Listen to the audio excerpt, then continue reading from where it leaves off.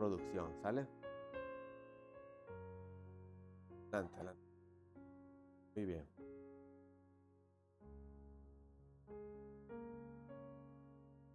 Gloria a Dios.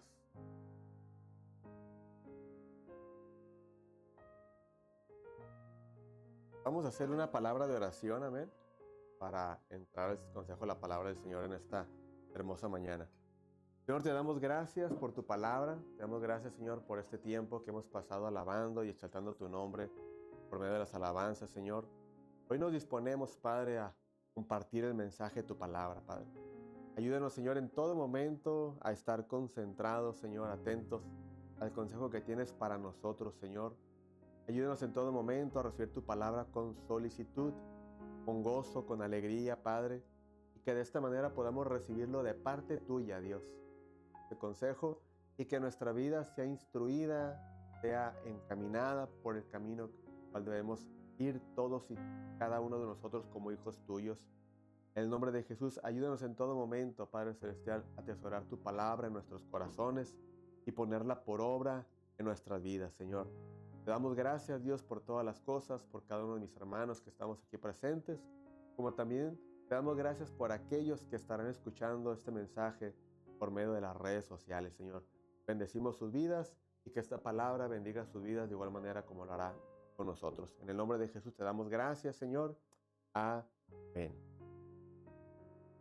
Muy bien, el día de hoy vamos a tocar un tema que lleva por título Peligro de extinción. Amén.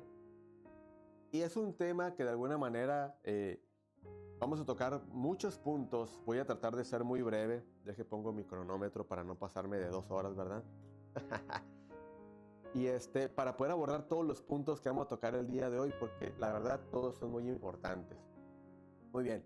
Para esto yo quiero compartir unas estadísticas que se llevaron a cabo por medio de una asociación llamada Pew Research Center.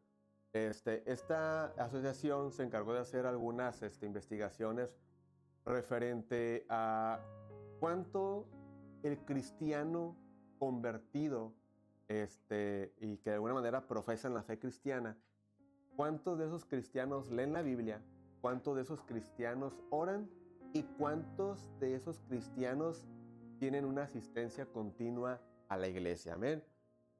El estudio de esta asociación, que llevó a cabo prácticamente entrevistando a personas de alguna manera y haciendo las preguntas si profesan la fe cristiana, y al responder ellos que sí, de alguna manera esas personas que respondieron sí fueron consideradas dentro de este estudio para poder hacer prácticamente el porcentaje de esta estadística. Entonces no fue una ni 10 personas, sino que fueron muchísimas personas las que se entrevistaron y se sacó el promedio que tenemos el día de hoy, que les voy a compartir. En promedio de una cantidad entrevistada, del 100% de esa cantidad entrevistada, únicamente el 22% llegó y dio una respuesta afirmativa de que leían la Biblia. Del 100% que se entrevistó, únicamente el 22% lee la Biblia. Y espérenme, lo alarmante es esto: por lo menos una vez a la semana. Por lo menos una vez a la semana. Es decir, el 22% de todos los entrevistados que decían profesar la fe cristiana, el 22% por lo menos lee una vez la Biblia a la semana. Quiero yo pensar que esa vez que la leen no es solamente cuando van a la iglesia, ¿no? Que lo hacen en casa voluntariamente, sin que les diga el pastor, abran su Biblia en el versículo tal porque vamos a leer la palabra de Dios en esta mañana, ¿no?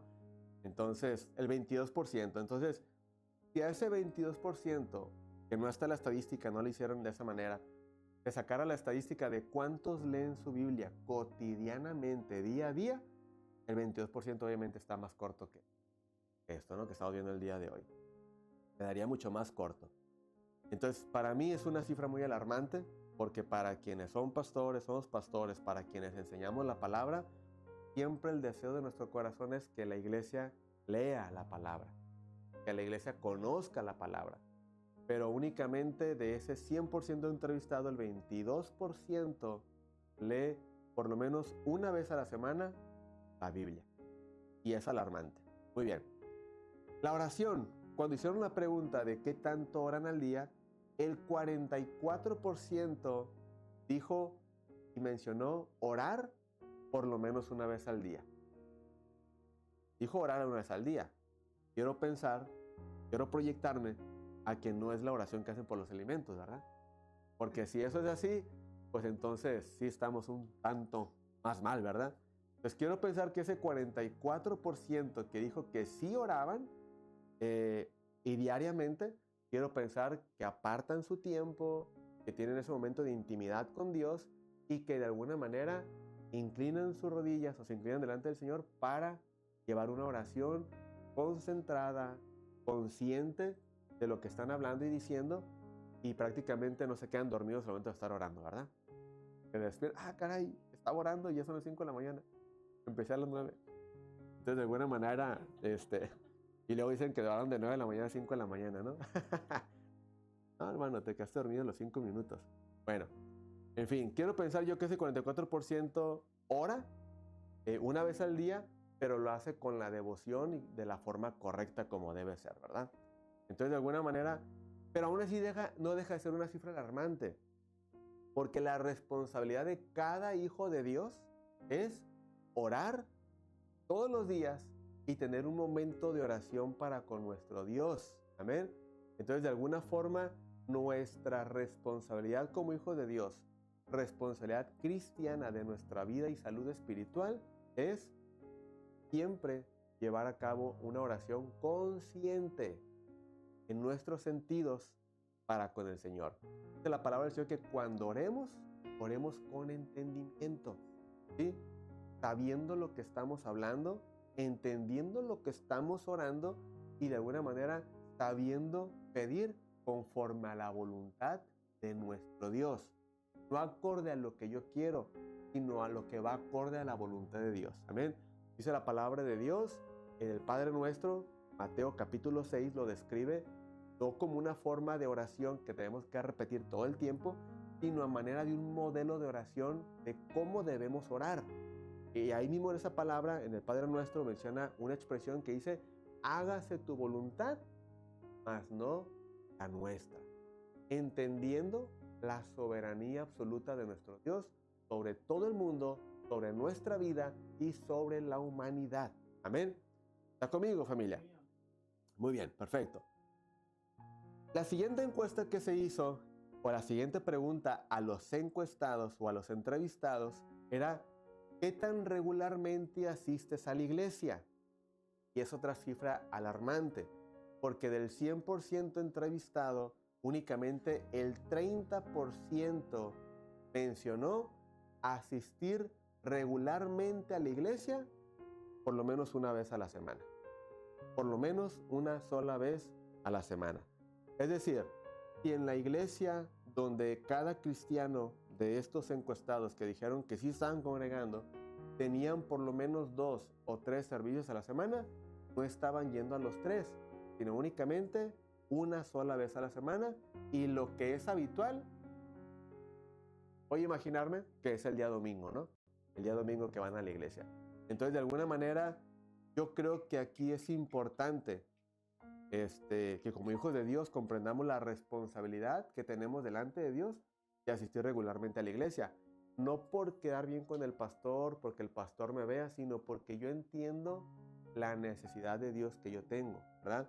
Hay casos donde se entiende que las personas trabajan de noche, que las personas trabajan horarios muy fatigantes para su cuerpo físico y es totalmente respetable el que elijan descansar. Pero quiero ser bien enfático, pero tampoco es una justificación para decir no voy a ir a la iglesia porque salgo de trabajar, ¿no? Les digo por qué, porque de alguna manera cuando uno tiene ese tiempo para dedicarse al Señor, uno se deleita en servir al Señor y asistir a la casa del Señor. Amén. Cuando realmente uno busca ese espacio, uno lo encuentra. Cuando no lo encuentra uno, prácticamente pues no va a haber el espacio, ¿verdad? Entonces, pero vuelvo y reitero, hay casos donde la persona trabaja de noche y respetable y entendible que no se puede asistir a la casa del Señor, amén. Porque pues ni modo que uno deje su trabajo y vaya a la iglesia y después vuelva a trabajar, ¿verdad?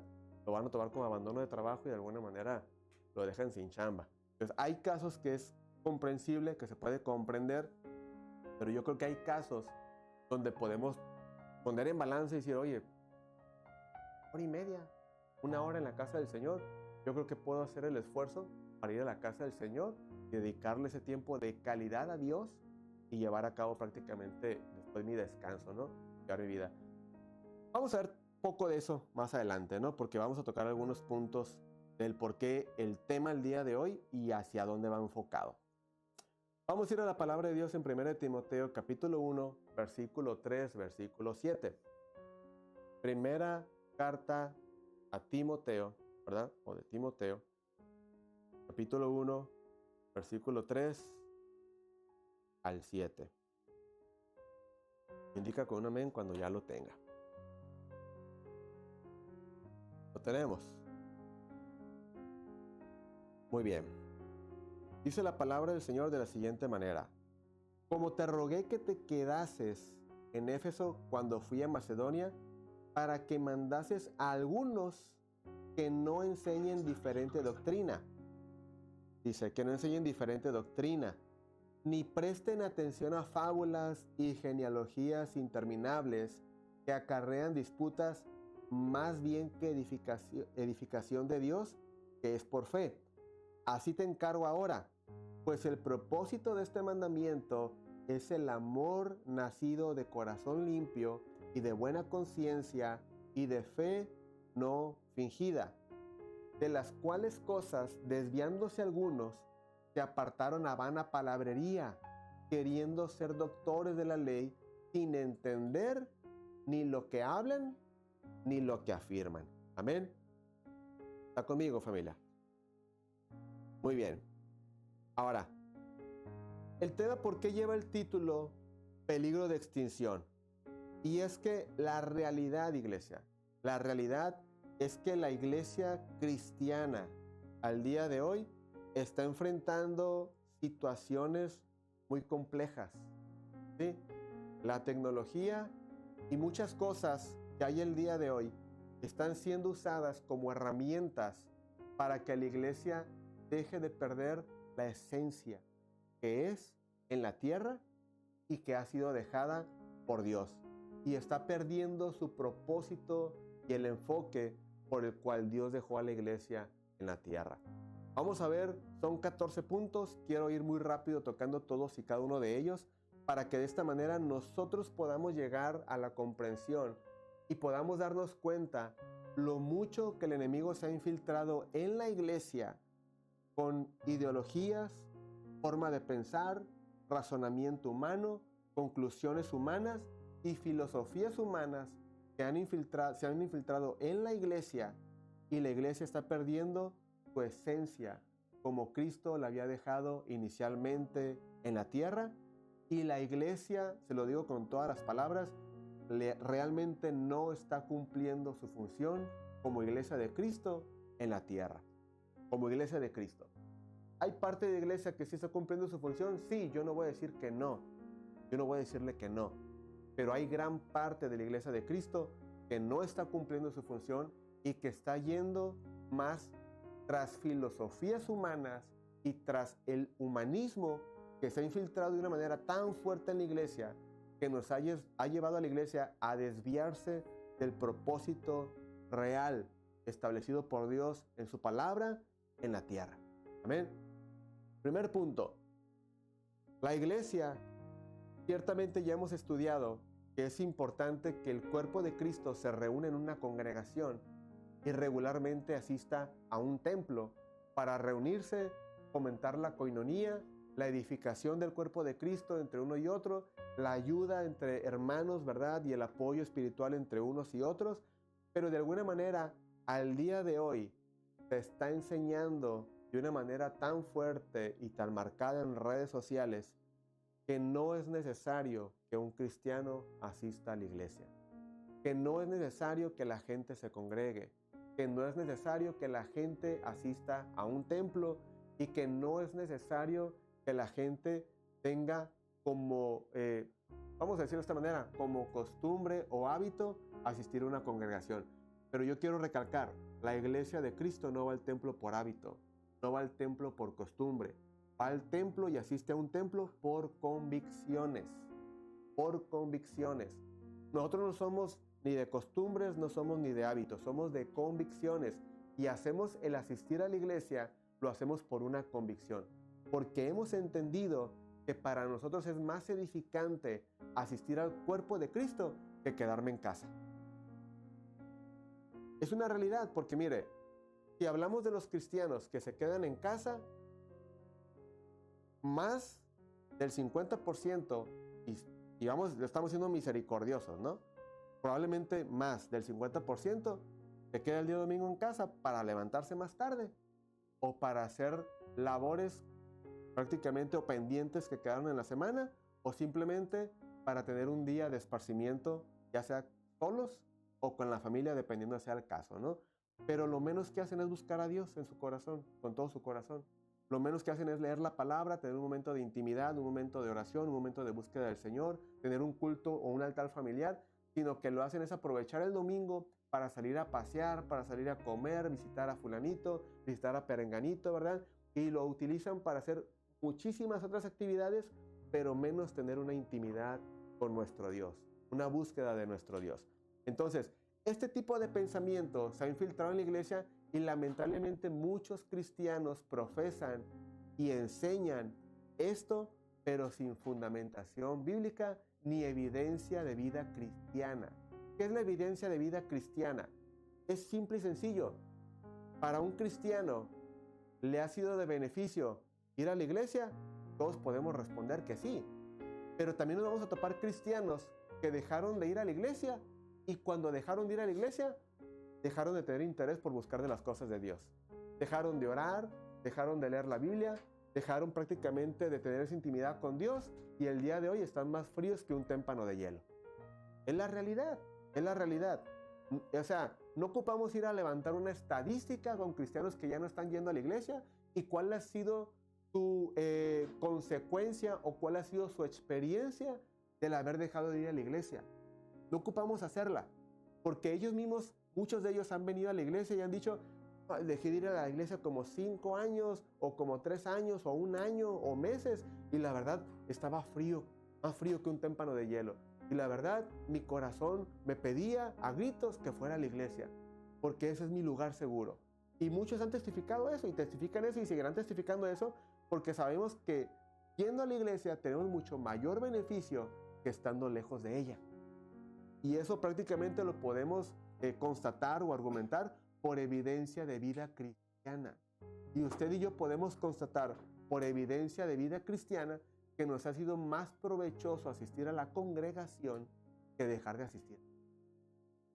Eso es prácticamente algo que no se puede refutar con un argumento humanista o con un argumento caprichoso de porque me lastimaron ya no voy a ir a la iglesia, porque me hicieron esto ya no voy a la congregación, porque miré esto ya no voy a la iglesia. No, nada de eso es justificación para dejar de ir a la congregación, para dejar de ir a la iglesia del Señor. Amén. Y congregarse con la iglesia del Señor. Es más provechoso asistir a la iglesia que dejar de ir.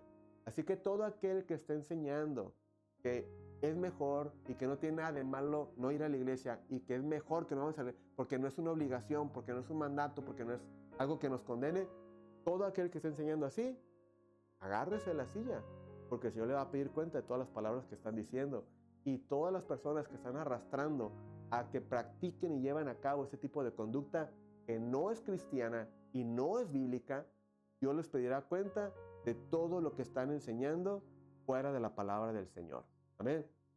La palabra del Señor dice en Hebreos 10:25, no dejando de congregarnos como algunos tienen por costumbre, sino exhortándonos tanto más cuando veáis que aquel día se acerca. ¿Quién le va a exhortar a usted si deja de ir a la iglesia ahí en su casa? ¿Quién le va a exhortar a usted? ¿Quién le va a animar a que siga adelante del camino del Señor ahí en su casa? Oh, es que la Biblia me lo va a decir. Sí, pero no es lo mismo que tú leas la Biblia a que un pastor te pastoree y te dé el alimento que tú necesitas y te dé esa palabra que te confronte, que te dé esa palabra que te rete o que te anime a seguir adelante en el camino del Señor. Para eso es la congregación, para eso es el estar dentro de un templo, congregándote con un montón de personas prácticamente que van a hacer, y el Señor les va a hablar a través de la palabra, a través del ministro, y la palabra va a confrontar nuestra vida de tal manera que nosotros lograremos prácticamente, si atesoramos la palabra en nuestro corazón y la ponemos por obra, la palabra va a hacer que nuestra vida crezca de una manera exponencial. Pero estando en casa, déjeme decirle que difícilmente eso podrá ser así. Porque lamentablemente muchos leen la Biblia y toman lo que les conviene y lo que no lo dejan ahí en letra. Así, total realidad. Muy bien, avanzamos al siguiente punto porque me quedan demasiados todavía. Hay una línea que se ha proliferado también mucho por redes sociales y personas ya lo enseñan y ya lo comparten con otras personas, que no es necesario orar porque Dios ya conoce todas nuestras necesidades. Como Dios ya lo conoce todo, ya no es necesario que tú lo expreses a Dios, porque ya prácticamente Dios conoce todas las cosas y Dios es omnisciente. ¿Dios conoce todas las cosas? Sí. ¿Dios sabe lo que estamos pasando? Sí. ¿Dios sabe por lo que estoy pasando yo? Sí, Dios lo sabe. Pero la palabra de Dios dice en Filipenses 4, del 6 al 9, dice, por nada estéis afanosos. ¿Qué es estar afanoso? Preocupado, estresado, lleno de preocupaciones. Y la palabra dice, por nada estéis preocupado, afanoso o estresado, sino sean conocidas vuestras peticiones delante de Dios en toda oración y en ruego, con acción de gracias. Y mire lo que dice después. Y la paz de Dios, que sobrepasa todo entendimiento, guardará vuestros corazones y vuestros pensamientos. ¿De qué manera Dios podrá guardar nuestros corazones y vuestros pensamientos y podrá darnos paz? Orando a Él y poniendo en sus manos todas nuestras preocupaciones, todo nuestro estrés y todos los problemas que estén en nuestra vida. ¿La oración es un remedio, es una ayuda para el cristiano? Claro, y siempre lo va a hacer. La palabra del Señor nos enseña que oremos sin cesar, que oremos en todo tiempo y que tengamos gozo en el momento de la dificultad. ¿En qué momento? ¿Cómo va a tener gozo en medio de la dificultad? Hijo, orando al Señor. Ponle todas tus cargas al Señor, como dice la palabra del Señor, depositando toda nuestra ansiedad sobre Él. Y de esa manera, si yo deposito todo en las manos de Dios por medio de mi oración, orando al Señor, el Señor cambiará mi preocupación, la cambiará por paz y Él traerá solución a los problemas que no están en mi mano resolver. Así de sencillo. Entonces, el hecho de que las personas o muchas personas estén enseñando que no es necesario practicar la oración, esa es una doctrina de error y es una doctrina del mismísimo infierno. Así que yo le aseguro y yo le garantizo a usted que si usted practica la oración, su vida cristiana tendrá fruto y no poco, sino mucho fruto. Amén. Si usted no practica la oración y usted cree este tipo de doctrinas de error, que lo único que están fomentando y enseñando es que usted vive una vida lejos de Dios, lo más seguro es que termine enfriándose y termine alejándose de la verdad en lugar de acercarse cada día más a ella. ¿Usted considera que la oración es importante en su vida como cristiano? ¿Usted considera que la oración es algo que Dios nos dejó como un privilegio para comunicarnos con Él? Bueno, si usted ama la oración y atesora la oración y la ve como un beneficio, no deje de practicar la oración y no haga caso a las doctrinas del error. Punto número 3.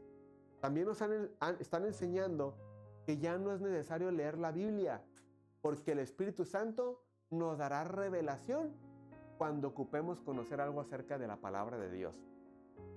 Algo totalmente sacado de contexto, algo totalmente fuera de la realidad cristiana y algo totalmente fuera de las indicaciones dadas por los apóstoles como recomendación para nuestra vida como hijos de Dios. Dice la palabra de Dios en el Evangelio de Juan, capítulo 5, versículo 39. Escudriñad las Escrituras, porque a vosotros os parece que en ellas tenéis la vida eterna, y ellas son las que dan testimonio de mí. ¿De quién? De Jesús. ¿Cómo voy a conocer a Jesús? ¿Cómo voy a conocer al testador?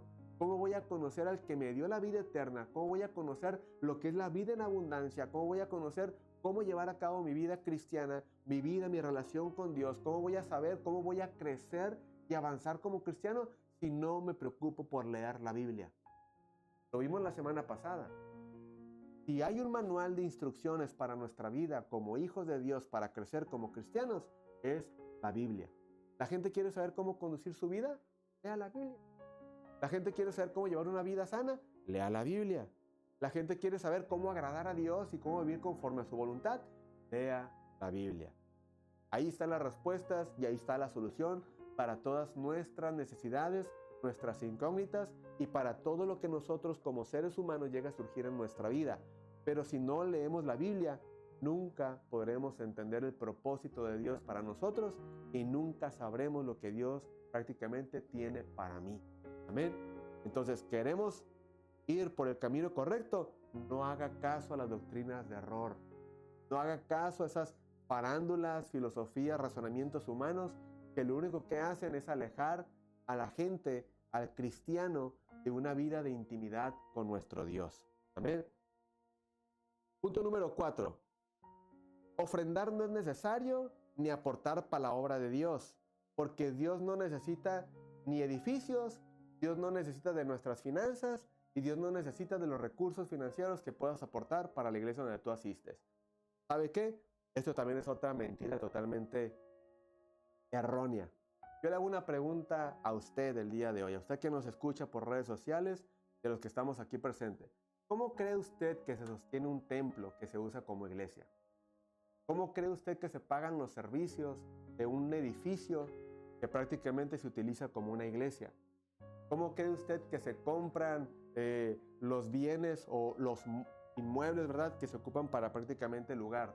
Las sillas, cuando hay calor, que los ventiladores, que cuando hay frío, los calentones, que el agua, la luz, que en el baño haya jaboncito para las manos, que haya papel sanitario, que haya prácticamente todo lo que se requiere para que estemos de una manera cómoda en un edificio. ¿De dónde usted cree que se obtiene? Se abre un portal del cielo y comienzan a fluir un montón de cosas de esas y caen directamente al templo. ¡Ay, milagro de Dios! Aquí cayó 5 paquetes de papel de baño, ¿verdad? ¡Qué bueno fuera!, ¿no? O de repente una silla comienza a fluir un montón de jabón para baño, ¿verdad? ¡Ah, mira, jaboncito para las manos! Están fluyendo de aquí. ¡Qué bueno sería eso!, ¿verdad? Pero la realidad es que no es así. No sucede así. El templo, el edificio, se sustenta con las ofrendas que cada uno de nosotros damos a Dios de manera voluntaria. De manera voluntaria. ¿Cómo es que crece la obra de Dios entonces? De manera voluntaria, cada cristiano da una aportación de su corazón, de lo mucho que Dios nos ha bendecido, por agradecimiento a nuestro Dios. Le damos parte de nuestras ganancias, de nuestro cheque, como usted quiera mencionarlo. Lo hacemos por amor a la obra de Dios y la obra de Dios tiene que crecer por nuestra aportación. Yo quiero ser claro en esto. Yo entiendo que hay muchos que se han cobijado con el evangelio y han hecho mercader de la iglesia. Yo sé que muchos han sido ávaros, han sido injustos en su administración financiera para con la iglesia y yo no voy a encubrir nada de eso. Yo les digo con todas sus palabras. Muchos han sido irresponsables. Muchos han abusado de la generosidad del pueblo y muchos se han vuelto vividores de la generosidad del pueblo. Y eso es algo totalmente reprobable. Es totalmente reprobable. Y si de algo yo estoy seguro es que Dios pedirá cuentas a todos y cada uno de esos ministros que han vuelto de la iglesia un mercader y un arca de finanzas para su propio beneficio. Dios les va a pedir cuentas a ellos y Dios los llamará a cuentas por cada peso mal gastado de lo que la iglesia de Cristo aportó para el beneficio de la obra del Señor. Eso téngalo en cuenta, téngalo en su corazón y téngalo en su mente. Ore por esas personas, pero ninguno de ellos pasará por justo delante de Dios si no se arrepienten de sus malos actos. ¿Sí? Pero cuando la iglesia administra bien los bienes, cuando el administrador de la congregación administra bien los bienes, obviamente el beneficio usted lo notará en el lugar donde usted asiste. Usted lo va a notar. Porque tanto se van de alguna manera a apoyar obreros que sigan predicando la palabra del Señor, porque ese es el fin de que la iglesia aporte para la obra de Dios. Que la obra del Señor crezca, que se hagan recursos para apoyar predicadores, para apoyar misioneros, para levantar obras y que de alguna manera la iglesia y la obra del Señor crezca y se multiplique. Ese es el propósito y ese debería ser el fin por el cual prácticamente se deposita cada ofrenda en el templo para la obra del Señor. Amén. Ya después, si usted quiere ver la cuestión de que si el obrero es digno de su salario, claro, pero tiene que haber un consejo que esté de acuerdo y se asigne prácticamente de forma administrativamente responsable cuál sería el sueldo prácticamente que recibiría el ministro dedicado 100% a la obra del Señor. O al 50%, póngale usted, pero se asignaría una cantidad justa, ¿verdad? Para el ministro, porque el obrero es digno de su salario, obviamente, ¿verdad? No voy a decir que no. Claro, el ministro es digno de su salario porque la palabra sí lo establece y dice prácticamente que no pongas bozal al buey que trilla, sino que prácticamente sea considerado en doble estima, aún también cuando se enseña la palabra del Señor, de manera correcta. Amén. Entonces, de alguna manera, de que el obrero es digno de su salario, claro, pero la otra contraparte, o lo que iría en contra de este principio bíblico, sería que el obrero tome todo el salario y no aporte para el crecimiento de la obra del Señor. Ahí ya son cosas totalmente distintas, ¿no? Muy bien. Entonces, ¿es necesario que la iglesia aporte para la obra del Señor? ¿Usted lo cree que es necesario? La palabra del Señor dice, 2 Corintios 9, 6 al 7, por eso os digo, el que siembra escasamente también segará escasamente, y el que siembra generosamente, generosamente también segará. Cada uno dé como propuso en su corazón, no con tristeza ni por necesidad, porque Dios ama al dador alegre. Amén. Ya hemos visto este punto, ya lo hemos estudiado, así que todo aquel que ama la obra del Señor prácticamente procurará todo el tiempo presentar una ofrenda a Dios conforme haya propuesto en su corazón. Y todo eso será para que la obra del Señor crezca. Amén. Va conmigo, familia. Deje ver cómo voy de tiempo. Apenas llevo 5 minutos. Dice punto número 5. Muchos cristianos creen que la alabanza o las alabanzas que se tocan dentro del templo es la fuente de su sustento cristiano. Y la realidad es que muchos cristianos creen que eso es así. La verdad, muchos cristianos creen que con venir a cantar, con venir a levantar las manos, con venir a llorar, con estar la alabanza, creen que eso prácticamente es la plenitud que pueden encontrar en Dios y eso prácticamente los completa y prácticamente les da lo que ellos necesitan. Pero la realidad es que no. La realidad es que no. Muchos cristianos creen que con estar escuchando música todos los días y música que tengan letra bonita, quizás, que les voy a ser bien sincero, al día de hoy, la letra de muchas canciones cristianas, no todas son 100% bíblicas. A lo mejor estarán muy bonitas, pero la realidad es que muchas de las letras que están escritas el día de hoy de la música actual cristiana, la mayor parte de ellas está inclinada al humanismo. ¿Sí? Yo necesito, yo tengo, yo esto, yo lo otro. Vamos a ver ese punto más adelante. Muy bien. Entonces, la realidad es que la palabra me enseña otra cosa. El sustento diario de cada cristiano, número 1, es Dios y su palabra como alimento espiritual. Amén. Dios y su palabra como alimento espiritual. Punto número 2, Jesús mismo dijo, yo soy el pan de vida. Amén. El que viene a mí nunca tendrá hambre y el que en mí cree no tendrá sed jamás. Amén. Punto número 3, la palabra me enseña que la fe, la gracia y el Espíritu Santo son mi sustento diario. Pablo decía en Gálatas 2:20, ya no vivo yo, mas Cristo vive en mí. Y lo que ahora vivo en la carne, ¿lo vivo en qué? En la fe, en el Hijo de Dios. Por lo tanto, mi sustento no es la alabanza. Mi sustento es la fe en Cristo, la gracia que recibí por Él y el Espíritu Santo. Amén. Por lo tanto, el cristiano vive por la fe en Cristo y el sustento diario debe ser guiado por el Espíritu Santo, confiando en la gracia de nuestro Dios a nuestras vidas. Amén. Punto número 4, mi sustento diario debe ser la comunión con Dios. Eso es mi sustento diario. El salmista expresa en el Salmo 73, versículo 25 al 26, ¿a quién tengo yo en los cielos sino a ti? Y fuera de ti, nada de eso en la tierra. Mi carne y mi corazón desfallecen, mas la roca de mi corazón y mi porción es Dios para siempre. Amén. Para siempre. ¿Está conmigo, familia? Muy bien. Vamos a ir al punto número 6. Otra de las cosas que de alguna manera está afectando a la iglesia y que se está perdiendo es la predicación de la palabra del Señor de manera ya sea textual, ya sea expositiva, pero que sea fidedigna a la palabra de Dios. Hoy en día las predicaciones son un show mediático, son una comedia, se han convertido en monólogo, se han convertido predicaciones más de motivación personal y liderazgo, y se ha dejado a un lado la predicación de la sana doctrina. Hoy en día le hablan a usted más de prosperidad. Y Dios te va a prosperar, y eres una persona próspera, y eres una persona esto, y eres una persona lo otro, y Dios te va a dar bendición, y Dios va a traer a tu casa abundancia, y Dios va a bendecir a tu familia, y Dios va a traer a toda tu familia a la casa. Qué bonito escuchar eso, qué bonito escuchar eso. Yo recuerdo la palabra esa que le decía el apóstol al carcelero, ¿no? Dijo, cree en el Señor Jesucristo, serás salvo tú y toda tu casa. Pero ¿qué hizo el carcelero? Se quedó nada más escuchando lo que el apóstol le dijo. No, ¿verdad? Él dijo, vamos a mi casa. Quiero que lo que tú me estás predicando el día de hoy, mi familia lo escuche. Y el carcelero agarró al apóstol y lo llevó hasta su casa.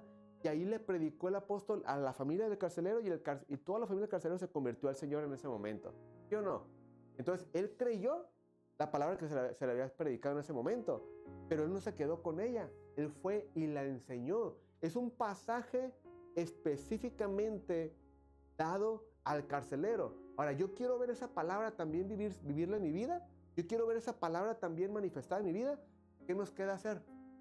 Vaya y predíquele a su familia. No es solamente creer, la palabra dice que yo creo en el Señor Jesucristo y será salvo yo y toda mi casa. Señor, yo creo en tu palabra, yo creo en ti y toda mi familia va a ser salva. Así funciona la cosa. ¿Verdad que no? Funciona de una manera distinta. Usted cree en el Señor Jesucristo, pero así como creíste, ve y predícale. Así como creíste, ve y llévale el evangelio. Así como creíste, ve y llévale las buenas nuevas de salvación. Así como creíste, ve y llévale la palabra para que ellos lleguen al Señor y se conviertan al Señor. Haz obra de evangelista. Haz obra de evangelismo. Ve y lleva la palabra y predícaselas. Qué padre sería que porque ya creí, yo le diga al Señor, Señor, tu palabra decía que yo crea en tu palabra, que creo en tu evangelio y toda mi familia va a ser salva. Ya me salvaste a mí, pero ¿por qué no salvaste a mi familia? Ellos nunca quisieron creer. Así de sencillo. Si ellos hubieran creído que es el principio para ser salvo, si ellos hubieran creído, ellos fueran salvos. Pero como nunca creyeron, pues no fueron salvos. Y lo peor, que nunca les predicaste, y como no les predicaste, pues nunca fueron salvos. Entonces, ¿qué tiene que hacer el cristiano para que la gente sea salva, para que la familia sea salva? Bueno, creo en el Señor Jesucristo, yo ya creo en Él, y si quiero que mi familia sea salva, pues voy y les predico la palabra. Y cuando yo les predique la palabra, entonces ellos se salvarán. Esto no funciona por arte de magia. Aquí no hay misticismos. Miren, la palabra enseña que la salvación es individual. No porque yo sea el pastor, porque el Señor vaya a venir por su pueblo y yo pueda ser contado entre los salvos, quiere decir que mi esposa y mis hijas van a ser salvas. O funciona así. ¿Verdad que no? Esto es individual. Si yo creo en el Señor, mi familia tiene que hacer la parte que les corresponde. Y ellos tienen que creer y tienen que ser fieles al Señor para poder ser contados en los salvos. ¿Sí? Pero esto no funciona porque yo creí, ya todo el mundo va a ser salvo, toda mi familia va a ser salva. Pues qué chulada. Qué chulada. Que si lleven su vida como quieran llevarla, vivan como quieran vivir, que al cabo yo ya creí y de alguna manera, como yo voy al cielo, ustedes van conmigo agarraditos de mi pierna, ¿no? Agárrense de la pierna, agárrense de la mano y aquí los llevo a todos para arriba. Qué chulada, ¿no? Entonces, de alguna manera, la comunión con Dios, la predicación de la palabra, tiene que ser una palabra que nos confronte, ¿sí? Predicar todo el tiempo pura azúcar, pura mielecita, puro, qué bonito, qué chulada de pastor tenemos, ¿no? Nos predica bien bonito todo el tiempo. Y todo el tiempo nos está sobando y el hombro, y échale ganas, y va a ser prosperado, y va a ser bendecido. Pero ¿qué hay de la palabra de Dios cuando señala el pecado? Las conductas, errores que a veces como cristianos practicamos, ¿no? Entonces, de alguna manera, la palabra de Dios ciertamente va a ser suavecita en momentos y va a ser todo amor. Pero hay momentos que la palabra nos tiene que pegar duro.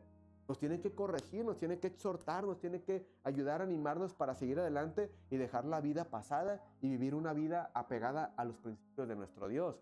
¿Está de acuerdo conmigo? Dice la palabra de Dios en 2 Timoteo 4:2.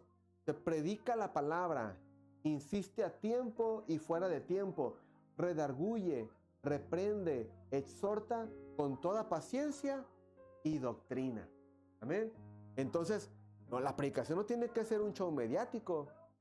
La predicación no tiene que ser una comedia donde todo el mundo está riendo, si vamos a poner aquí unos chistecitos y esto y lo otro. Hombre, así se llenan fácil las iglesias, ¿no? Pero cuando está en una iglesia donde le señalan y la palabra dice con amor, la exhortación no es regaño, la exhortación es animarle, ayudarle a seguir adelante. Se señala el punto, pero se da el remedio. Se señala el punto, pero se motiva. Se señala la falta, pero se impulsa a seguir adelante. La exhortación no es regañar y sacar aquí el cinto y ahorita van a ver por un cintarazo a cada uno que se portó mal, ¿no? No, imagínense, no se trata de eso. La exhortación es animar al pueblo. Entonces, una vez que se señala el punto, vamos a animarlo.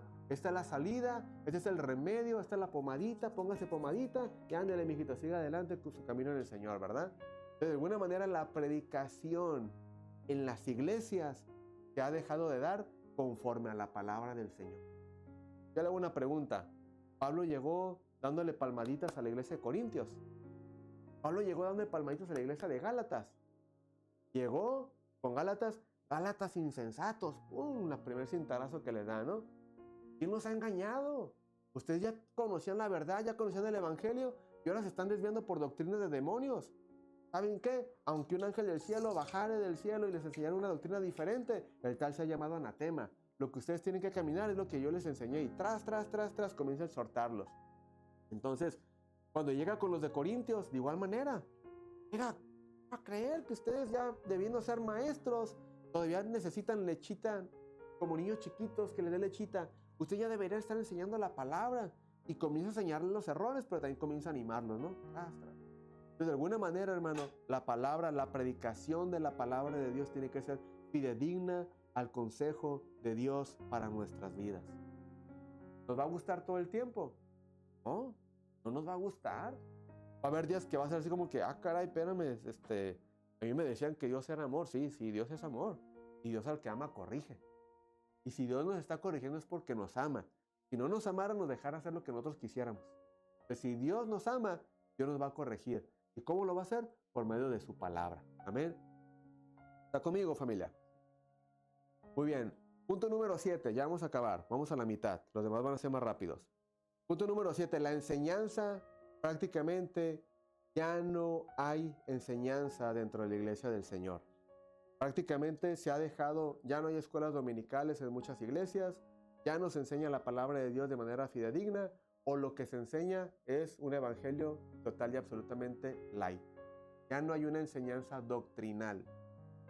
En una ocasión prácticamente se hizo un estudio acerca de cuánto conocía cada cristiano su doctrina, y lo impresionante fue que ni el 10% de las personas entrevistadas, cristianos evangélicos, conocían sus bases doctrinales. No las conocían. ¿Por qué? Porque dentro de sus congregaciones nunca tuvieron enseñanza bíblica. Y eso es totalmente alarmante, porque un cristiano debe conocer sus bases doctrinales. ¿En qué está fundamentada su fe? ¿En qué está creyendo? ¿Está conmigo, familia? Muy bien. Vamos a avanzar. En ese punto yo creo que pudiéramos abundar y aventarnos parte de toda la noche, ¿no? Muy bien, vámonos al punto número 8. La salvación en la vida cristiana. Otro de los puntos que se ha transgiversado y se ha distorsionado y se está enseñando de una manera errónea. Y es que muchas personas y muchas congregaciones están predicando que la salvación prácticamente uno puede vivir como se le pegue su regalada gana, que al cabo nunca va a perder la salvación. Eso se le conoce como el hipercalvinismo y es una doctrina que está proliferándose mucho y la iglesia lamentablemente está creyendo este tipo de doctrinas. Por eso muchos cristianos han tomado actitudes que pueden vivir su vida como se les pegue su gana, que al cabo nunca van a perder su salvación. Por eso nunca salen de la vida, de la forma vana y vieja de vivir, sino que continúan en esa vida, viviendo su vida como ellos quieren, sin cambiar absolutamente nada, que al cabo ellos se les enseñó que la salvación nunca la van a perder. Una vez que se entregaron a Cristo, prácticamente su salvación no se pierde. ¿Sabe algo? Son doctrinas que de alguna manera transgiversan el evangelio, transgiversan la doctrina bíblica, las verdades bíblicas, y llevan a las personas a vivir una vida del error y de alguna manera vivir totalmente fuera de contexto de las verdades de la palabra de Dios. Amén. ¿Está conmigo? Dice la palabra de Dios en 1 de Juan 2:6, el que dice que permanece en él, debe andar como él anduvo. Gálatas 2:20, ya lo leímos, ya no vivo yo, mas Cristo vive en mí. ¿Usted cree que una persona que vive creyendo en el hipercalvinismo y vive haciendo de su vida como él quiere, usted cree que está demostrando en su vida que Cristo vive en él? Pues obviamente no, obviamente no. Está viviendo en su vana y vieja manera de vivir y complaciendo los placeres de la carne y no vive prácticamente una vida conforme el Evangelio lo establece, que es negándonos a nosotros mismos, tomando nuestra cruz y siguiendo al Señor. Amén. Pero de alguna manera hay mucho que hablar de ello. Únicamente toco el punto porque es algo que está metiéndose mucho a la iglesia. El bautismo. La palabra del Señor establece 2 sacramentos que la iglesia debe de practicar hasta que Cristo venga. Amén. Uno de ellos es el bautismo y el otro es la Santa Cena. Amén. Son 2 cosas que el Señor Jesús estableció, que el Señor Jesús mencionó que debemos de hacer y de alguna manera son las únicas 2, por así decirlo, costumbres que la iglesia debe hacer porque el Señor lo estableció. El Señor dijo en Mateo capítulo 28, versículo 19, por tanto, id y predicad el Evangelio, bautizándolos, y hacer discípulos, ¿verdad? Bautizándolos en el nombre del Padre, del Hijo y del Espíritu Santo. Por lo tanto, el bautismo tenemos que practicarlo y llevarlo a cabo en nuestro avanzar en la predicación del Evangelio, bautizando a todas las personas que vienen a Cristo. Amén. Y posteriormente dice la palabra del Señor que el Señor en la última cena que tuvo con los discípulos les dijo a ellos que esto haréis en memoria de mí hasta que yo regrese. Entonces el Señor Jesús estableció la Santa Cena como un principio para recordar lo que Él hizo por nosotros, la forma en cómo Él vivió para nosotros y para hacer memoria de lo que Él hizo por usted y por mí. Por lo tanto, la Santa Cena fue algo establecido por Jesús que debemos de practicar y llevarlo a cabo hasta que Él venga por su iglesia y lo haremos nuevamente con Él cuando estemos en su presencia. Amén. Pero ¿qué cree? Todo esto se ha convertido en un show mediático también. Ya no hay reverencia para estos principios bíblicos que debemos de practicar como hijos de Dios. No sé si a usted le ha tocado ver, pero ya no hay reverencia en esto. El otro día estaba viendo yo un video que estaban subiendo unos jóvenes a un trampolín y en el trampolín se lanzaban a la alberca. Y en el nombre del Padre, Hijo y Espíritu Santo te bautizo y pum, pegan el brinco, una maroma y a la alberca. Se oye cómico, pero así lo están haciendo. Otras cosas que he estado viendo que se ven en las redes sociales son los bautismos con ropas inapropiadas, con vestimentas inapropiadas. Llevan a las jovencitas y a los jovencitos con, parece más bien que va a ser un día de playa, ¿verdad? Y te voy a bautizar en el nombre del Padre, Hijo y Espíritu Santo. Y hermano, con ropa que no es apropiada. Y hacen el bautismo ahí en el nombre del Padre, Hijo y Espíritu Santo. Y cuando salen las personas del bautismo, hacen un bailecito medio raro, ¿verdad? Y todo eso para hacer tendencia en redes sociales. Se perdió la reverencia a las cosas establecidas por Dios en su palabra. La verdad, uno lo ve y uno dirá, muchos de ellos dirán, qué religioso. No es religioso. Es respetar los principios bíblicos. Es respetar lo que Dios ha establecido. Imagínese usted que hagamos unos bautismos así. Vamos a las albercas y que se suban al trampolín y de allá arriba que se tiren a la alberca. ¿Usted estaría de acuerdo conmigo como pastor? Usted diría, pastor, yo le apoyo que haga esa actividad. Vamos a traer muchos jóvenes a la iglesia haciendo ese tipo de actividades. ¿Usted apoyaría que yo hiciera unos bautismos así? Pues si usted lo aprueba, pues la verdad, no sé qué tipo de doctrina quiera que le enseñe, ¿verdad? Pero yo no estoy de acuerdo con ello. Yo no estoy de acuerdo con ello. Para mí, la cuestión de llevar a una persona al bautismo, para mí es algo que llena el corazón de un pastor. Es algo que llena nuestro corazón, de llevar a una persona a tomar una decisión en base a convicciones de servir a Cristo prácticamente con todo su corazón. Y se tiene que hacer con reverencia a lo que Dios estableció en su palabra. Imagínese usted a Jesús bautizándose, tirándose un trampolín. Juan, tú que vas a bautizarme, Juan, yo me voy a lanzar de aquí y tú dices las palabras y yo me lanzo al mar. ¿Cómo usted viera eso? A lo mejor, si se hubiera hecho así, a lo mejor, pues está en la Biblia, ¿no? Pero la Biblia dice que se hizo con reverencia, es un acto de reverencia, de respeto. Pero hoy en día esto se está enseñando, esto se está practicando, y por eso es que los principios bíblicos de la palabra de Dios en la iglesia están desvaneciéndose cada día más. Están desvaneciendo. La iglesia está normalizando muchas acciones, muchas prácticas que están lejos de ser agradables ante los ojos de nuestro Dios. Amén. Ahora la Santa Cena. La Santa Cena, oiga hermano, a usted le daban una copita de jugo de uva, ¿verdad? Y un pedacito de pan.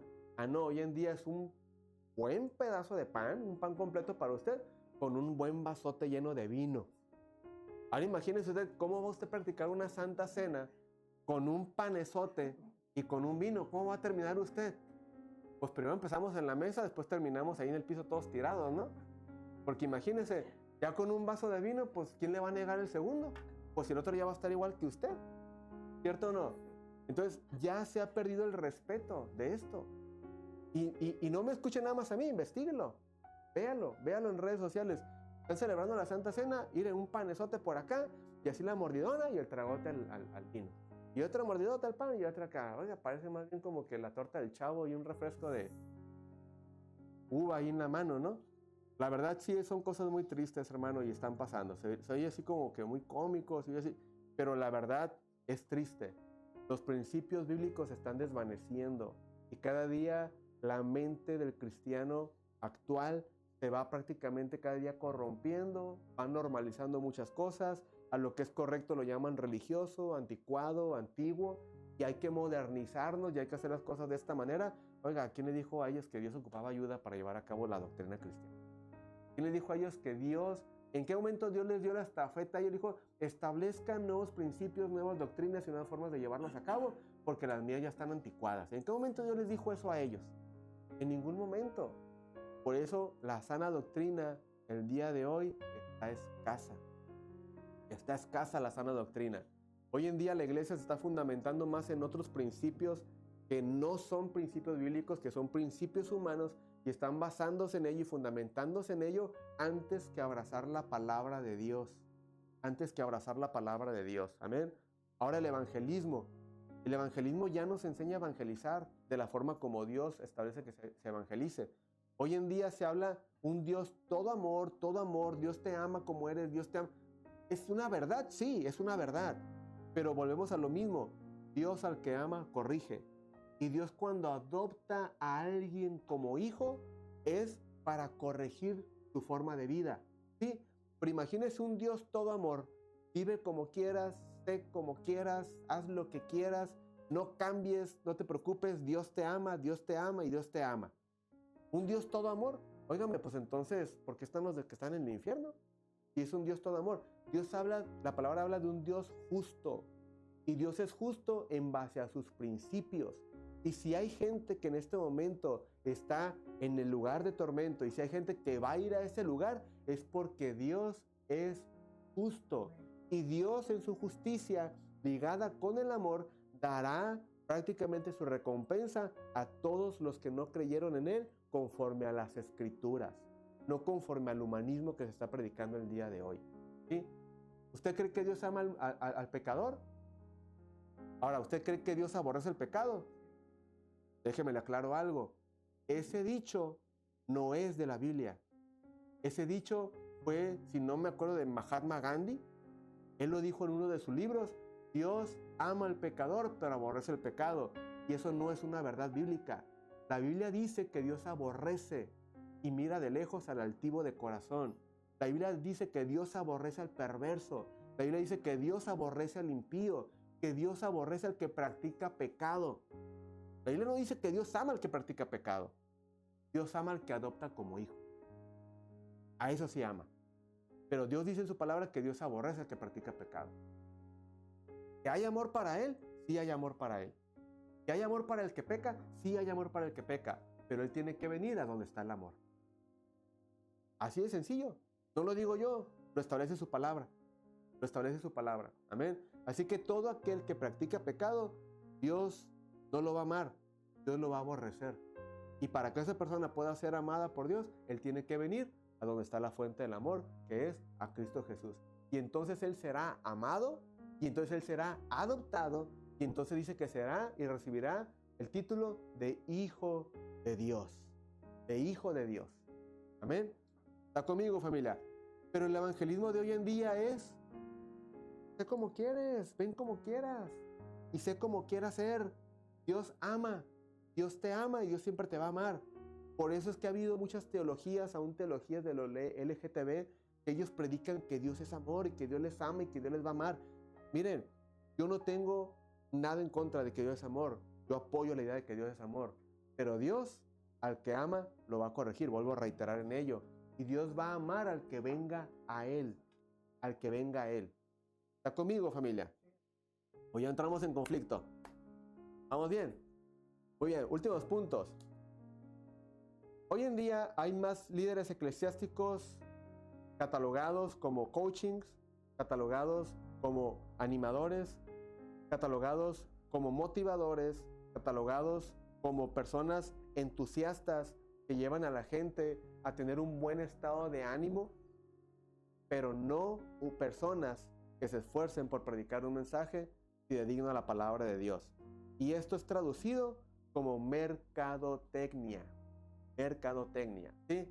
Tengo un buen mensaje, un mensaje alegre, un mensaje feliz, un mensaje donde todo el mundo ríe, donde todo el mundo se la pasa alegre, y una atmósfera de alegría y se siente una paz bien hermosa, ¿verdad? Porque el pastor nos hace reír con tantos chistes y con tantas anécdotas.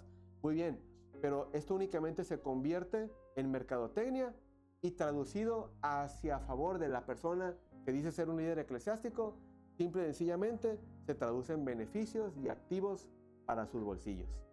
Así de sencillo se lo digo. Así de sencillo. No hay otra forma como decirlo. Ahora, la iglesia se ha convertido más en discotecas y en club social. ¿Sí? Hoy en día paredes negras, luces de colores, humo, y comienza la alabanza y apagamos las luces, todo el mundo brincando, ¿verdad? Y de alguna manera la palabra de Dios queda nula en el servicio, ¿no? Queda totalmente descartada. Y aquí la iglesia tiene que tener cuidado de qué estamos practicando como iglesia. Punto último, el humanismo practicado y enseñado, cantado y como una forma de vida para la iglesia del día a día. El humanismo exalta al hombre como una autoridad suprema. El humanismo exalta al hombre como una autoridad suprema. Y usted ha escuchado muchas oraciones de personas que mencionan y dicen ser más que Dios y prácticamente te dan la autoridad como quienes pueden darle indicaciones a Dios de lo que tiene que hacer, cuando realmente no es así. ¿Sí? El humanismo afirma que el hombre es básicamente bueno y que dentro del hombre hay bondad. ¿Usted cree que en el ser humano hay bondad, que el ser humano es bueno? La palabra de Dios enseña que no hay bueno ni a un solo uno. Todos se han alejado a una sola y todo mundo está prácticamente lejos de Dios. Su voluntad es vivir lejos de Dios. Entonces, ¿cómo el ser humano puede decir que es bueno si realmente la Biblia enseña que no hay bueno ni a un solo uno? ¿Verdad? El humanismo busca soluciones humanas a los problemas del mundo y aún a los problemas de la vida cristiana. Busca soluciones humanas. El humanismo niega la necesidad de Dios y lleva al cristiano a vivir en una autodependencia de sí mismo y no en una dependencia de Dios todo el tiempo. ¿Está conmigo, familia? Entonces, el humanismo reemplaza a Dios por el hombre. El humanismo desde la perspectiva bíblica no es más que una necedad y una rebelión a los principios cristianos de la sana doctrina que están en la palabra de Dios. Amén. Por esto yo le digo el día de hoy que la iglesia cristiana, la sana doctrina, está en peligro de extinción. Y está en usted y en mí la responsabilidad. En usted que está escuchando este mensaje, está la responsabilidad de que nosotros guardemos los principios bíblicos de la palabra de Dios, los prediquemos y los enseñemos a nuestras generaciones. Porque esto no es más que el mismo enemigo infiltrándose en la iglesia de Cristo para que abandone su esencia, para que abandone su identidad y abandone sus principios establecidos en la palabra de Dios. Ahora, ¿el enemigo está logrando su cometido? La respuesta es sí. La respuesta es sí. Y la palabra del Señor dice que en los últimos tiempos habrá apostasía, cual nunca lo ha habido en la historia de la iglesia. Y hoy estamos viendo la apostasía manifestada a la luz de nuestros ojos y llevándose a cabo en las iglesias cristianas. Y en usted y en mí está el conservar, guardar, enseñar y predicar la sana doctrina que está en la palabra de Dios. En la palabra de Dios. ¿Ven? Ahora, le dejo esto en su conciencia. No me crea a mí. Vaya, investíguelo. Profundice. Vaya a la palabra. Vaya a las evidencias que hay en las redes sociales. Vea iglesias lo que practican y cotéjelo con la palabra de Dios y saque usted sus propias conclusiones. Sáquelas usted. No me crea a mí. Saque sus propias conclusiones y vea lo que está en la palabra y cotéjelo con lo que es la iglesia de Cristo al día de hoy. Y usted dése cuenta de qué es lo que está bien y qué es lo que está mal. ¿Está conmigo, iglesia? No piden esta tarde que incline su rostro, amén. Y si usted en su corazón siente orar e interceder por la iglesia de Cristo y de alguna manera pedir al Señor que nos dé revelación, que nos dé sabiduría para seguir su palabra, hágalo, siéntase con la libertad de hacerlo. Pero lo importante es que todos nosotros en todo momento procuremos vivir bajo los principios de la palabra de Dios y no apoyados en nuestra propia prudencia. ¿Ven? Señor, te damos gracias por tu palabra en esta tarde. Te pedimos, Señor, que te glorifiques de una manera maravillosa en nuestras vidas, Padre, y nos ayudes a cada momento a vivir bajo tus principios bíblicos, bajo tus verdades, bajo tus estatutos, Señor. Ayúdanos, Señor, a no apoyarnos en nuestra propia prudencia o en lo que yo creo que está bien, mis propios razonamientos, sino que todo el tiempo seamos instruidos a la luz de tu palabra, que todo el tiempo caminemos, Padre, bajo la instrucción de tu palabra y que todo el tiempo procuremos vivir las verdades bíblicas en nuestra vida. Te pedimos, Señor, que nos ayudes a crecer de una manera sana, de una manera, Padre Celestial, agradándote a ti en todo momento, Dios. Que vivamos nuestra vida apegados y conducidos e instruidos por tu palabra, Señor. Y no en filosofías humanas, no en razonamientos humanos, sino que todo el tiempo nos cuestionemos, ¿qué haría Jesús en mi lugar? ¿Qué dice su palabra en base a esta situación que estoy atravesando? ¿Qué dice la palabra en base a esto que debo de hacer o debo prácticamente creer o confiar? ¿Qué es lo que debo de hacer? Y que consultemos, Padre, tu palabra en todo momento. Que consultemos, Padre, a ti en oración para que por medio de tu Espíritu Santo nos des guianza, nos des dirección. Tu palabra dice que tu Espíritu Santo nos guiaría a toda verdad y a toda justicia.